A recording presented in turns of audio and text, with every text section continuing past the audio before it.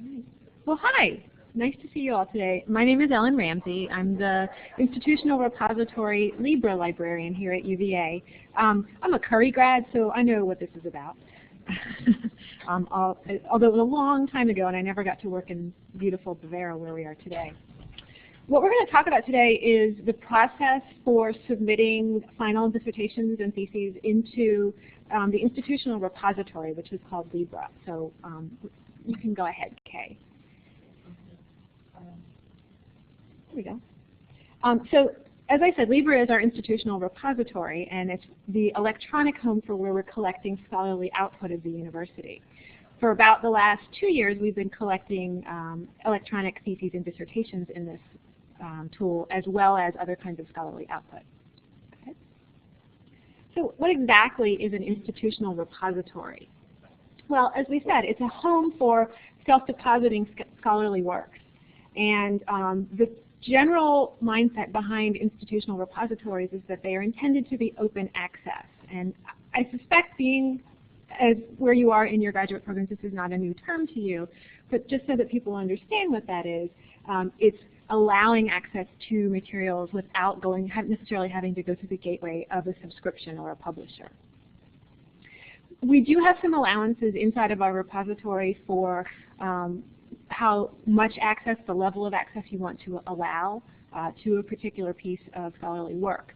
For dissertations, we know it's a concern for some folks that they not be open access, fully open access for some period of time in case you're trying to publish and you have a publisher who has a particular view of that. It actually is less common than you think that publishers care whether something's been open access previously or not, but that is a concern for some disciplines. So we allow either UVA-only access, which is the same level of access that you would have had you gone with the previous iteration of print deposit, right? The library has a copy and anyone at UVA could come into the library and access that. Or you can make it available only to the UVA community for a certain period of time and then open the access to the broader world at a certain point. And we'll look at what those options are as we go ahead. Here at UVA, we have an open access policy that was passed by the Faculty Senate. Other universities actually have open access deposit mandates. We do not have one here for faculty. It is becoming more so for graduate students, since this is the way now that dissertations and theses are being made available. But again, we'll talk about what the options are for access. Go ahead, Kate.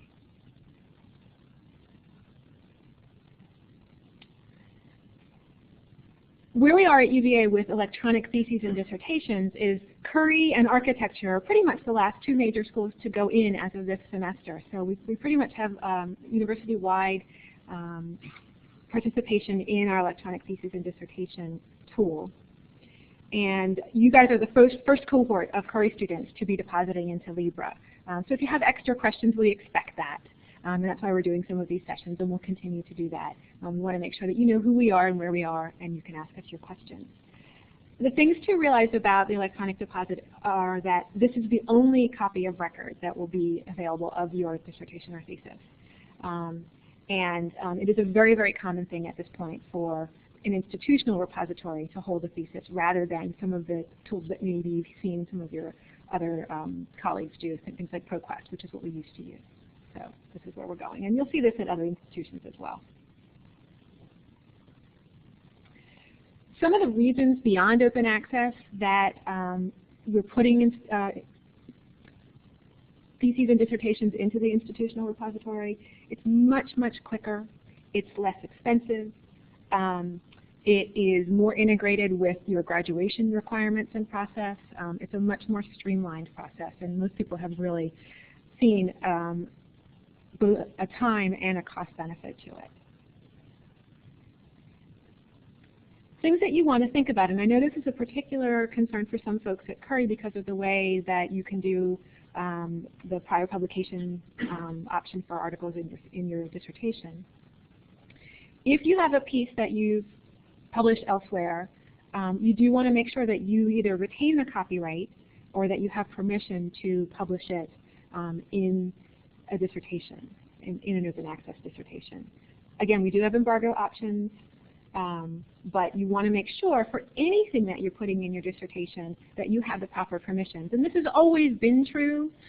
It's not really different. It's just more visible with this particular worldwide access possibility. We've wanted people to have the proper permissions for any figures, for any citations, but it becomes more visible when we're publishing this way.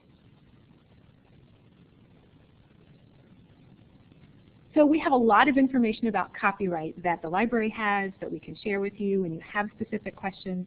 I won't bore you with too much of it today. We'll go over a few sort of things to start being aware of. And I know that a lot of you have published much previously and you know a lot of these issues. But we have a very good site about copyright essentials for graduate students, which I'll reference at the end of this talk. Is anybody thinking about doing a non-traditional presentation, something that wouldn't be more like a multimedia kind of piece? I'm not sure that that's something that happens a lot at Curry, but we do see it some places. So that's not necessarily something to think about. But if you have supplemental files, those can also be added, and we'll talk about that.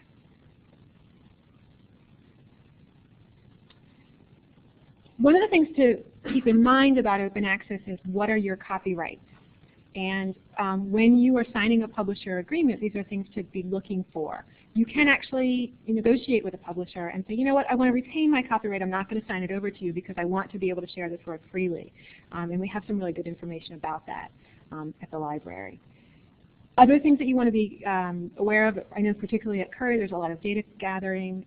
You have HIPAA rules, you have FERPA rules, things that you want to make sure that you have confidentiality taken care of. And so, again, these are all things that you've always had to be aware of with your dissertation, but you're a little bit more out there with this particular approach. There are some specific decisions that each school makes regarding how they're going to process some of the decisions in Libra. So signature pages, and I don't know what the decision is at Curry. They were up in the air about that last I asked them about whether you're supposed to include your signature page with your final thesis or not. When you get to that point, the registrar folks will tell you what that is. Whether they require an additional ProQuest submission or not. I haven't seen any school require that, and I think I'm going to take that out of the slides at this point. It is optional if you still want to have your thesis or dissertation in ProQuest. You can do that. It is out of your pocket, but you do not have to. And then what the formatting requirements are. Curry has decided to keep the print formatting requirements that they've had previously, at least for this round. So you do still need to have your ruler and measure your margins and keep with the font. Libra itself does not have any particular formatting requirements because it's an electronic document, and we don't have a particular font size or margin size or anything like that. But I think the thought is that to enable printing, you can continue to hold on to those.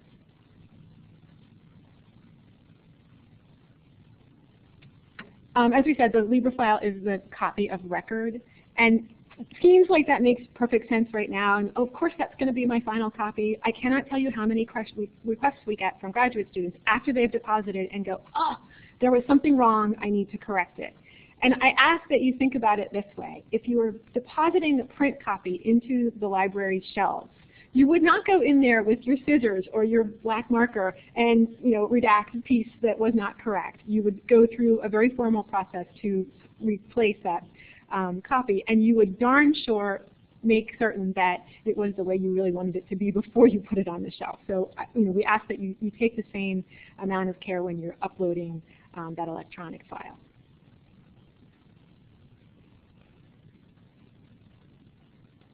There's a little bit of an eye chart. And I won't go through it in great detail, but I want you to see the difference between what our previous process was. There were several points of entry. You graduated, and then much later your thesis was made available. And there's a lot of interaction. You have to walk to many places on grounds, go to PCS, go to the registrar, and those kinds of things. And in fact, this was inconvenient for a lot of folks who had left grounds and needed to come back to formally bring documentation and receipts and forms. So this is the previous process that we're moving away from. It's a little bit simpler. This is our Libra process now. You defend, you submit a form to the registrar that says I've defended.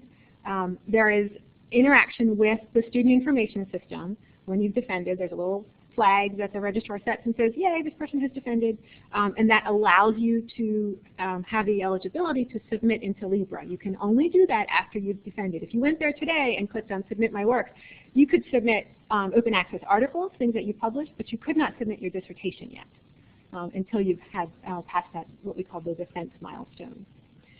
Once that's available, you can log into Libra, upload your dissertation.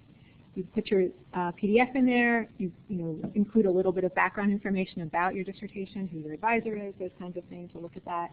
And then when you've successfully submitted, fulfilled all those requirements, there's a process that goes back from Libra to CIFS and says, ding, this person has successfully submitted, and then you are eligible for graduation on that criteria.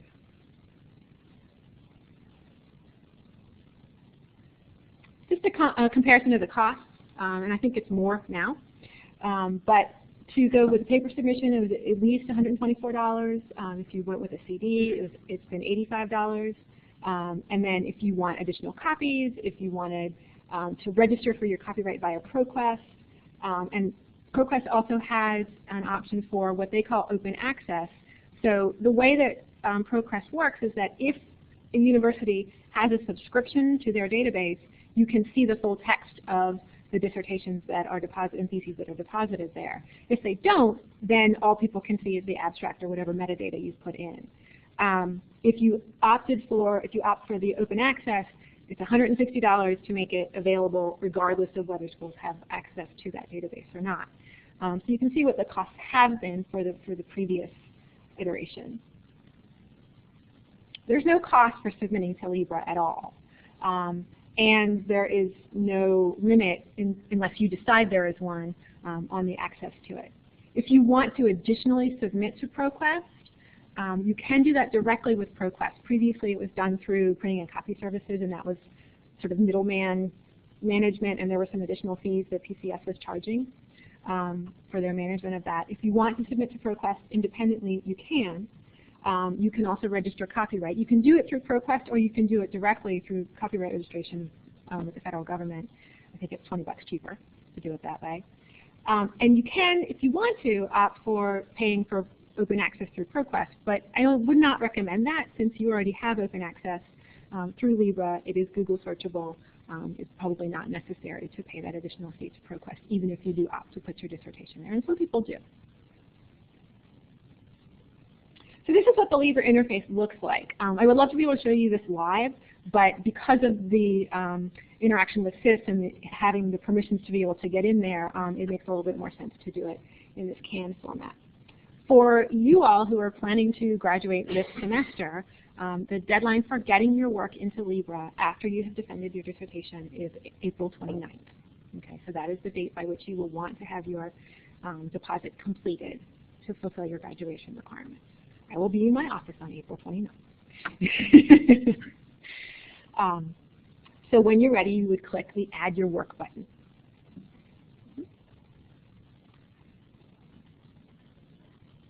And what you'll see, you'll actually probably only have one of these options. So you would either see Master Thesis or Doctoral Dissertation. And you would click on that to start your deposit. And another eye chart. Do you like my eye charts? I don't expect you to be able to read this, but the point is this is the entire Libra submission form. It's 2 pages long. It's not particularly complicated. There's not a lot to it because you've already done all the work, right? So this is just the upload and intake process. And we'll go through it a little bit. Can I take the Go ahead, and we'll detail that. I can't read this either. So this is the first part that you're going to see. This is the author information. And some of this information comes over directly from CIS. You cannot edit your computing ID, and you cannot edit what academic plan or what institution you're getting. If you spell your name, like use the first initial and your middle name, or your name, I always love that your official university last name as opposed to the one that it really is.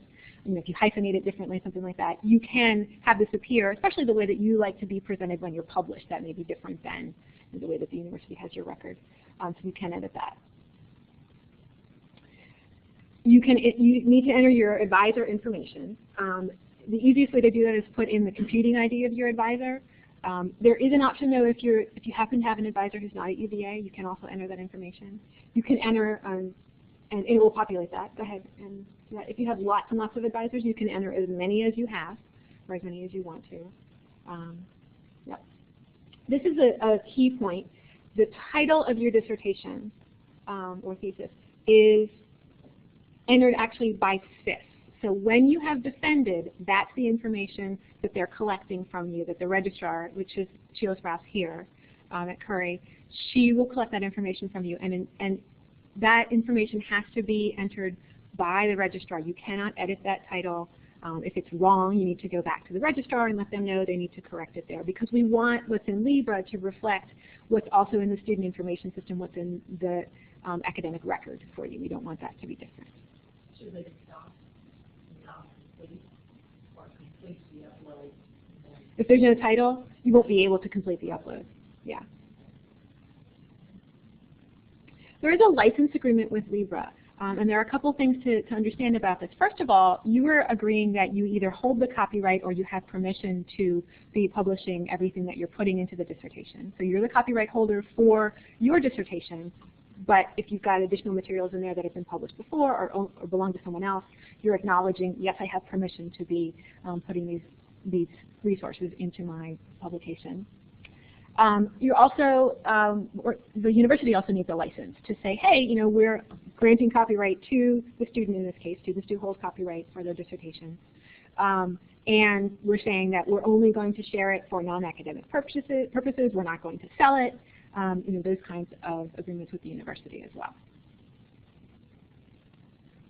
So when you're ready, the most common thing to do is to take that dissertation, which has to be in a PDF format, and upload that as your primary file. So there's one thesis file that's allowed, okay?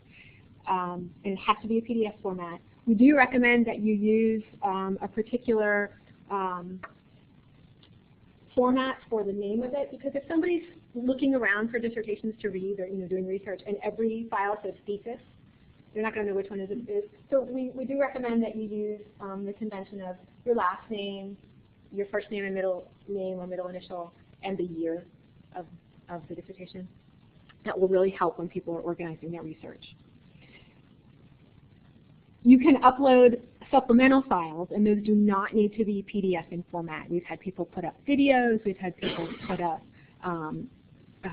data sets, other kinds of things that go along with your dissertation. And so you can put up different types of supplemental files. And if you have questions about that, you can certainly talk to us. Degree information, again, the thesis type and the degree come from CIS. But if you have a particular discipline that you want reflected, you can enter that yourself. And the data proved comes out of CIS. Obviously, that's what that magical thing that goes in there that allows you to deposit and upload. Okay. The abstract is required, so you can copy and paste that right out of your PDF document, but we do want that to be searchable through the Libra interface, as not having to open the PDF and look through that. It does really help people find your work to have that abstract uploaded. You can add a language of the work if it's other than English, or you can designate that. And if there are additional notes that you want to upload talking about your supplemental files or other things that you want people to know, that's also optional. There's the option to add self-generated keywords, and it works like tagging as you would expect or experience in other tools. Keywords that describe your project separated with a comma, and you add them, and then you'll see that they're tagged onto your content. Here's the information about release dates or embargoes. So you can, depending on what you discuss with your advisor, depending on what you feel is best for you, make your dissertation or thesis available immediately. And it really doesn't mean immediately. As soon as you click that submit button, it's there for the world to see, and a lot of people do choose to do that. If you have a particular reason to hold on to it and keep it within the UVA community for some period of time, you do have that option. from either 6 months up to 5 years. I don't typically see 5 years in this discipline. There are some that are concerned it takes that long to publish maybe a book that they're worried about. But again, I would really strongly encourage you, if you know that you're going to publish, if you've already been in contact with the publisher, talk to them and see what their views are, what their requirements are for prior publication. There's a perception that prior publication always limits getting accepted by a publisher, and we've seen the research that says that just isn't as true as people think it is. So it's really helpful to know what's in your field, and that, think about it this way. When you submit that dissertation, that's what it looks like as the dissertation. When you publish it as a book, it's highly revised and edited. It's really not the same piece of work. And so lots of publishers really see it that way, but it's not the same piece of work. This is what the preview looks like. You've got all of your information in there, and you can edit it at that point if you see something that's wrong before you submit it. And then once you have all of the requirements in here, you will be able to submit. And pertinent to Kay's question about what if the title isn't showing, you will not be able to submit. If there's any piece of information that's missing, that submit button will not be lit up and you will not be able to submit. And you'll be sending me email or calling me and saying, hey, how come I can't do this? And we'll work it out. It's typically that some piece of information didn't come over from SIS, or that there was some piece that just didn't get uploaded correctly. Once it's in there, if you've chosen to make it a fully open access, or if you've chosen to embargo it, the listing of it will go into the right facet, so it'll go, in your cases, into the doctoral dissertation or master's thesis. And if you've embargoed it, the metadata will be available. If you've made it available, then the files will be available for download. This is what it looks like. And this is what our listing will look like. It would go to the top, or to the most recent dissertation submitted. And then this is one that's available for download. If this were, I don't think I have an embargoed example here, but if it were embargoed, you would see, instead of the file download, you would see embargoed until, and it would show you the date. Okay. That's the end of the formal presentation. I would strongly encourage you to take a look at the Libra documentation. There's all of the things that I've showed you today, also a lot more information, and a really, really good collection of information in this Copyright Essentials for Graduate Students section. Answers a lot of questions about what's fair use, what you need to know about copyright, and what questions you need to be talking to your advisor about. Okay, we're going to stop the recording there, but I am delighted to stay and answer your questions. And I realized I neglected to introduce my colleague who is here to help me answer questions. This is Ann Houston, and Ann has much more experience with Libra. She's been in it from the beginning and has moved on to bigger and better things.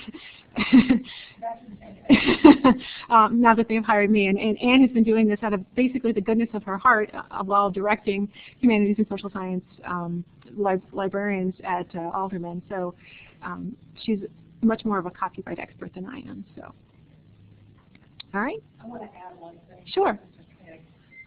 For all of you, when you're doing your titles, you probably it would be good if you would get the APA manual, because in the APA manual, in addition to the references and how you write them, it tells you how to write a title, like include the variables and how the relationship between the variables that you've been studying if you're doing a quantitative work. It also tells you what's supposed to go in the abstract, and it also gives you rules on how many words should be in a title. Okay. Good to know. All right. All I needed to say. If that's something that my book that I, the APA manual I have is probably 7 years old, it's going to be